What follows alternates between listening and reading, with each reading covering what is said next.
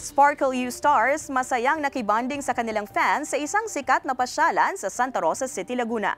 Narito ang report ni Paul Hernandez. Bonding sa thrill rides, kaliwat ka ng selfies at meet and greet ang maagang Christmas treat ng GMA Sparkle Stars kasama ang fans sa isang theme park sa Santa Rosa City, Laguna. Kitang enjoy sa weekend getaway ang mga supporters ni Anjay Anson, Roxy Smith, Vanessa Peña, Lauren King, Princess Aliyah, Michael Sager, Abdul Rahman at Zephanie na aabangan sa bagong programa ng GMA Network na Sparkle University o Sparkle U. Napakasaya and I'm so happy na makakabonding ko sila bago mag-ere ang Sparkle U. As a little thank you for them. Sumigaw po talaga, hindi ko kaya.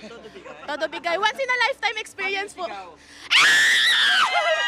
Sobrang saya lang na kasama mo yung mga taong sumusuporta sa'yo and syempre mga mahal mo. Hindi nagpaawat sa hiyawan sa mga makapigil hiningang extreme rides.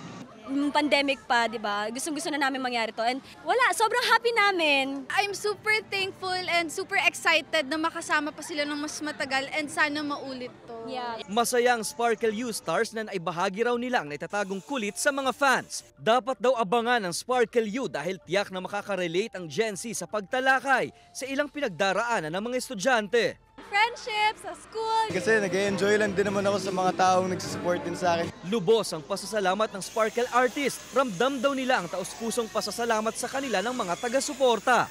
Laging after show lang yung bonding namin, but now, yung isa sa mga paborito kong ginagawa, which is yung magpunta sa amusement park, kasama ko na sila. At sobrang saya lang na to na parang gift na rin sa kanila and it's just a very, very fun time. Stay strong and always be... Ayaw naman, absolutely.